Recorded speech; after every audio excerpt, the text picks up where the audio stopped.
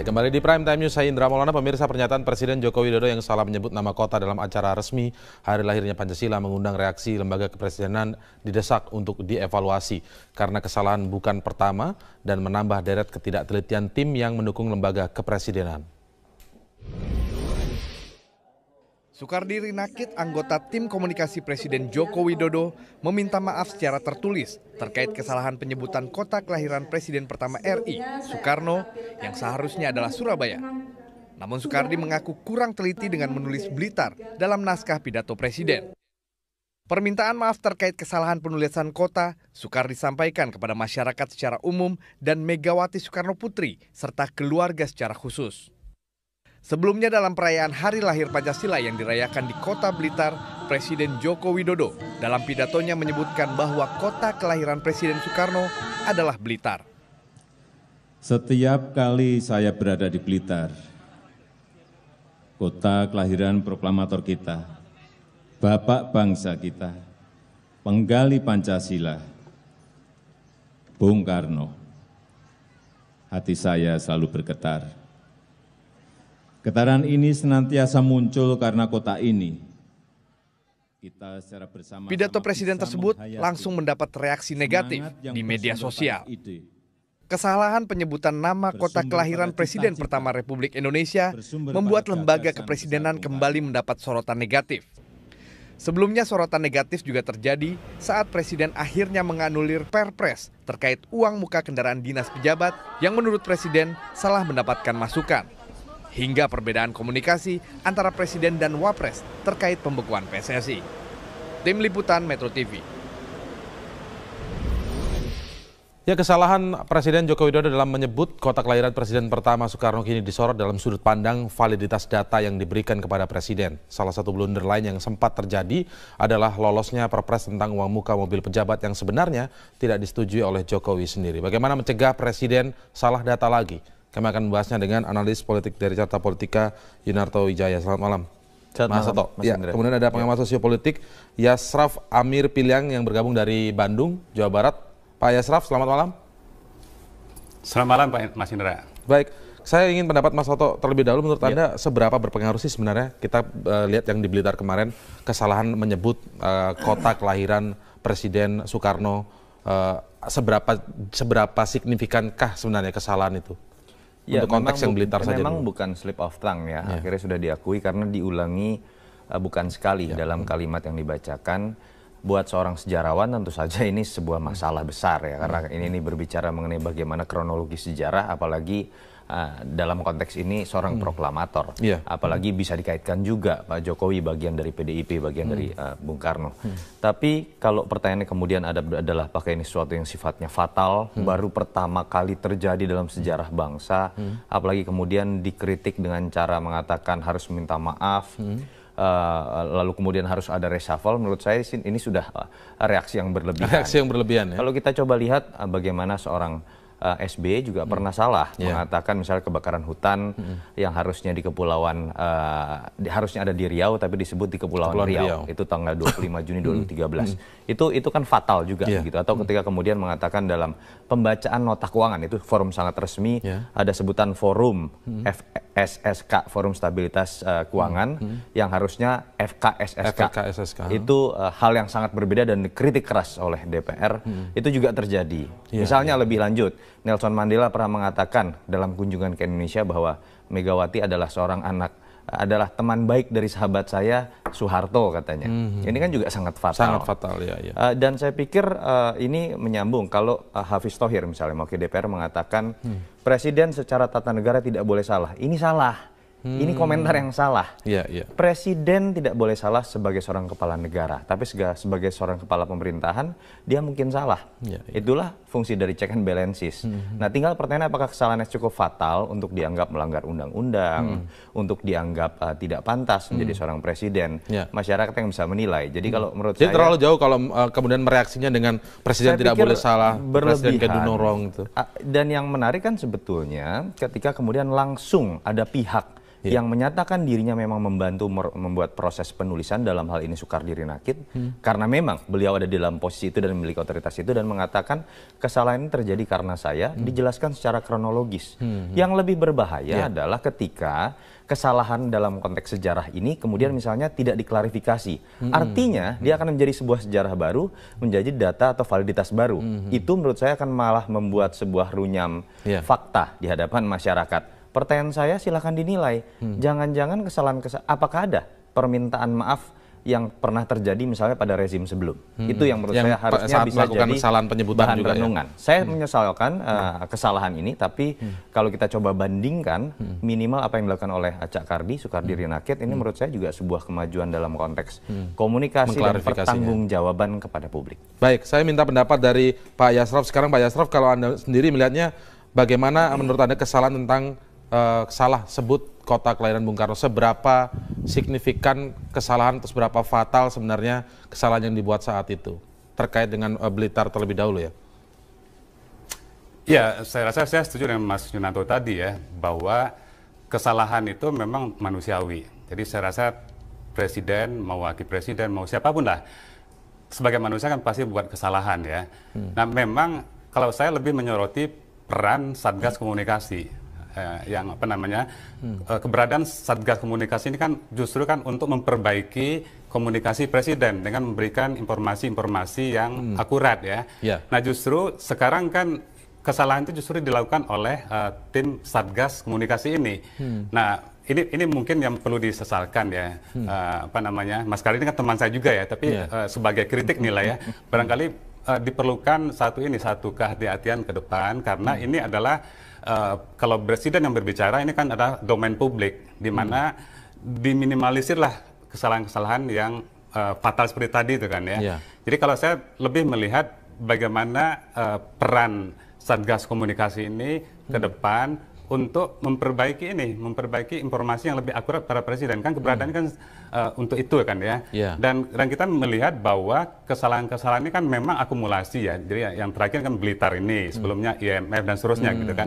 Nah mungkin ini jangan sampai nanti walaupun bisa dimaafkan kesalahannya ya, jangan sampai ini kan berulang-ulang. Nah ini yang diharapkan peran dari Satgas Komunikasi ini menurut saya. Oke, tapi kalau kemarin misalnya sudah ada klarifikasi tadi seperti yang dijelaskan oleh Mas Toto juga tentang bahwa dari tim komunikasi ini sudah meminta maaf. Apakah ini menurut Anda sebuah langkah yang berbeda dari pemerintah-pemerintah sebelumnya jika melakukan kesalahan sebut atau kesalahan data seperti itu misalnya? Ya, saya rasa yang perlu dihargai dalam hal ini adalah kejujuran kan ya. Jadi jujur mengakui telah melakukan kesalahan komunikasi, saya rasa hal yang sangat baik di dalam demokrasi. Kejujuran itu merupakan sumber dari trust juga, kepercayaan orang terhadap seseorang kan ya. Tapi menurut saya kan tidak boleh ya nanti setiap ada presiden berbicara klarifikasi lagi, berulang-ulang klarifikasi kan ya. Nah ini kan nggak boleh terjadi. Mestinya kan cukup sekali ini ada klarifikasi kesalahan itu. Nah ke depan kan diharapkan ada perbaikan-perbaikan kan ya. Baik, Presiden Joko Widodo disebut sudah beberapa kali, paling tidak dalam catatan kami juga ada kesalahan terkait dengan data ataupun bahkan tentang sebuah kebijakan seperti yang menandatangani Perpres tentang DP mobil pejabat, disebutkan padahal Presiden Jokowi sendiri tidak menyetujui tentang hal ini. Kami akan mengulasnya saat lagi, apakah ada yang perlu diperbaiki dari tim yang ada di sekeliling Presiden agar Presiden Jokowi tidak salah lagi. Kami akan mengulasnya saat lagi. Tetaplah di Prime Time News.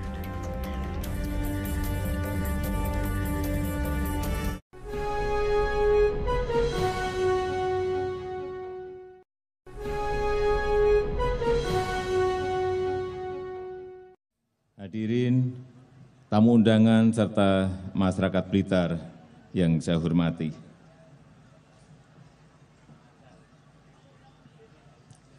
Setiap kali saya berada di Blitar, kota kelahiran proklamator kita, Bapak bangsa kita, penggali Pancasila, Bung Karno.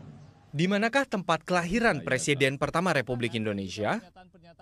Pertanyaan ini menjadi banyak diperbincangkan setelah Presiden Joko Widodo pada peringatan Hari Lahir Pancasila yang lalu menyebutkan bahwa Presiden Soekarno lahir di Blitar, Jawa Timur.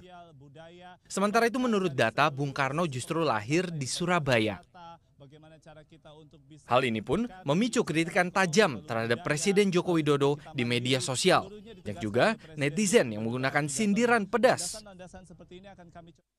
3 hari setelah Presiden Joko Widodo berpidato di hari lahir Pancasila, tim komunikasi publik Presiden Joko Widodo Sukardi Rinakit mengaku sebagai pihak yang bertanggung jawab atas salah ucap Presiden Joko Widodo.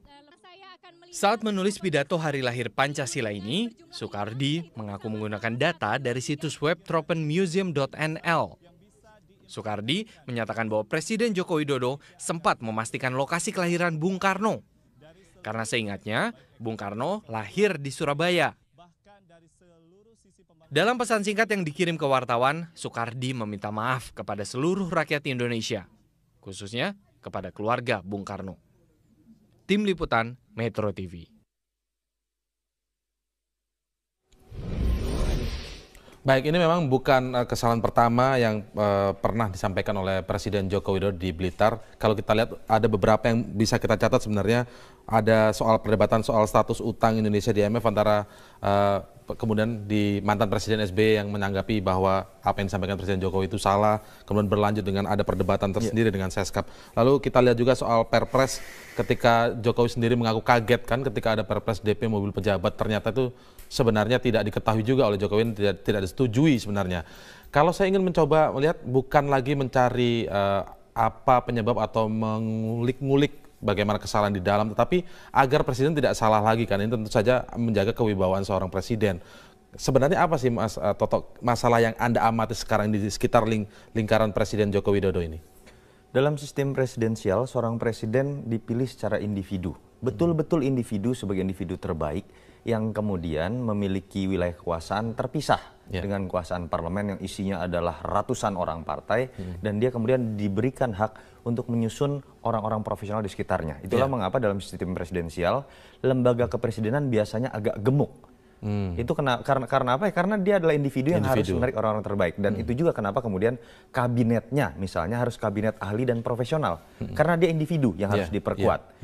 Problemnya yang terjadi di Indonesia adalah kita tahu bagaimana individu ini ketika siapapun yang terpilih, saya bukan hanya berbicara Pak Jokowi tapi juga Pak SBY, Ibu Mega, Gus Dur, itu tidak memiliki otoritas secara presidensial tadi untuk memilih orang-orang terbaik. Kabinet pun langsung harus bernegosiasi dengan partai pendukungnya. Artinya memang keleluasan untuk memilih orang terbaik ini tidak semudah seperti apa yang terjadi misalnya di Amerika Serikat, negara-negara Amerika Latin. Dan kalau kita lihat kemudian ada upaya Pak SBY membuat lembaga kepresidenan sangat cukup besar katakanlah. Di situ ada UKP 4, membantu press monitoring menteri. Ada staf presiden jumlahnya kalau tidak salah ada 8 dengan masing-masing tugas. Ada Dewan Pertimbangan Presiden misalnya. Nah yang terjadi kan di masa Pak Jokowi konsolidasi itu belum selesai. Pertama Pak Jokowi... Belum ada berarti ya yang seperti dalam konteks kompromi mencari orang-orang terbaik yang harus berdiskusi dengan partai pun posisinya tidak terlalu kuat. Karena beliau bukan pemilik partai, itu satu yang bedakan. Yang kedua kita tahu konsolidasi memang belum selesai. Lihat baru dalam hitungan minggu sebetulnya kan atau sebulan lah terpilihnya staf presiden secara langsung. Teten Mas Duki dengan Sukardi Rinakit. Artinya selama ini bahkan 6 bulan pertama presiden betul-betul dalam konteks lingkaran dalam tidak memiliki staf sama sekali begitu kan. Dan kita tahu juga ketika kita bicara Dewan Pertimbangan Presiden, apakah sepenuhnya adalah orang-orang presiden? Tidak juga. Ada orang-orang partai yang saya yakin lebih dekat dengan ketua umum partai dibandingkan dengan presiden.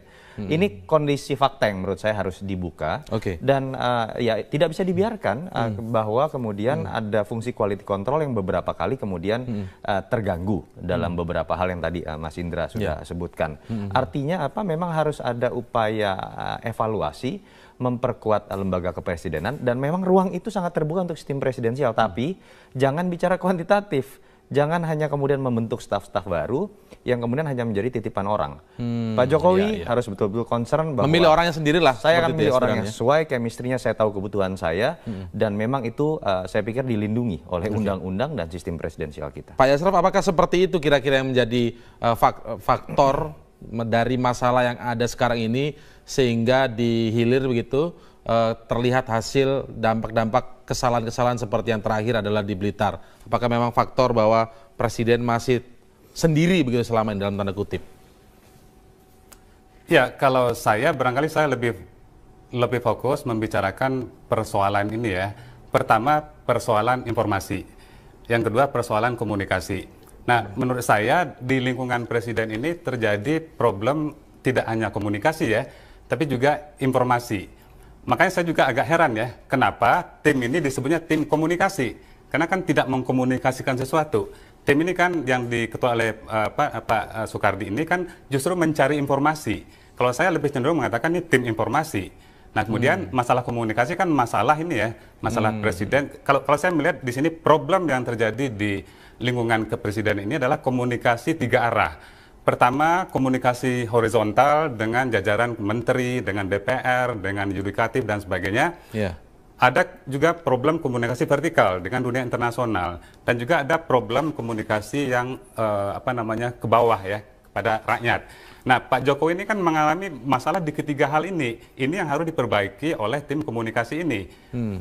Jangan sampai terjadi adalah salah komunikasi kepada dunia internasional karena apa? Salah informasi. Yeah. Kemudian juga yang terjadi kan juga ada komunikasi yang tidak begitu jalan dengan jajaran kementerian kan ya. Nah, oleh karena itu maka perbaikan komunikasi ini harus disertai juga dengan perbaikan kualitas informasi. Makanya kalau saya cenderung mengatakan problem informasi itu harus dipisahkan dengan problem komunikasi. Dan Pak Jokowi sebagai individu, sebagai presiden ini ya, kan mengalami 2 masalah ini. Yeah. Mengalami masalah komunikasi dan juga mengalami masalah informasi yang tidak akurat tentang apa yang dikomunikasikan. Yeah, Jadi saya rasa ini mungkin harus diperbaiki ke depan begitu kan ya. Baik.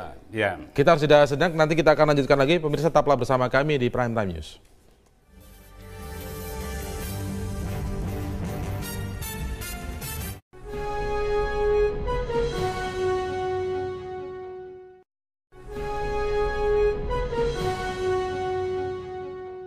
Ya, dari sekian masalah atau kesalahan yang dibuat oleh Presiden terkait data begitu, tadi kita sampai pada bahwa Presiden ini dalam tanda kutip masih sendiri saat ini. Tapi saya agak sanksi gitu ya, Mas Toto. Karena kenapa? Presiden bukannya ada pembantu-pembantunya yang namanya menteri. Lalu sekarang sudah ada kantor presidenan, staf presidenan. Nah, lalu yang di mana letak sendirinya sebenarnya? Mungkin Anda sebut staf-staf tadi itu, apakah ini kemudian hanya menambah, ya tadi Anda sebut jangan sampai hanya sekedar kuantitas begitu ya. Lalu apa letak masalahnya di mana kira-kira? Ya, kalau kita coba bicara jujur juga kan problem seperti ini, kesalahan data juga terjadi pada presiden sebelumnya. Tadi saya sudah sebutkan mengapa ketika kita bicara bagaimana supporting system di bawah presiden, ternyata kan tidak serta-merta semuanya adalah orang kepercayaan presiden. Tidak serta-merta orang yang dianggap terbaik oleh presiden. Ternyata isinya adalah orang titipan partai tertentu, titipan dari orang yang merasa itu tidak bisa dihindari. Itu tidak bisa dihindari sebagai realitas presidensial ala parlementer kita begitu kan. Ini sudah terjadi, tetapi yang terpenting adalah ketika ada kondisi seperti ini, presiden betul-betul di lingkaran satu itu harus betul-betul diberikan ruang gerak sedemikian luas. Dan saya juga tentu saja menantang Pak Presiden berani memanfaatkan itu, memilih orang-orang terbaik. Mungkin ketika Pak Presiden merasa bahwa kabinetnya tidak 100% profesional dan tidak bisa 100% dimanfaatkan secara sektoral untuk memberikan data, ya nanti akan ada waktunya sendiri melakukan reshuffle. Tetapi di sisi lain ada juga wilayah yang berbeda ketika bicara staf kepresidenan yang kita tahu sekarang sudah ada 2 orang terbaik, Kang Teten, ada juga Cak Kardi. Tapi ketika kita bicara fungsi komunikasi saja, misalnya, kita bicara kan di situ bukan hanya public communication, kita bicara juga bagaimana early warning, bagaimana juga damage control, bagaimana juga content support, begitu di situ. Jadi menteri saja tidak cukup juga ya, karena itu sektoral. Karena menteri harus sudah berjibaku sebagai menteri ahli sektoral saja, tidak bisa masuk ke wilayah-wilayah yang lebih luas dalam konteks presiden sebagai seorang generalis. Dan saya merasa memang perlu ada sebuah penambahan kekuatan. Kita sebetulnya sudah melihat ada sesuatu yang positif.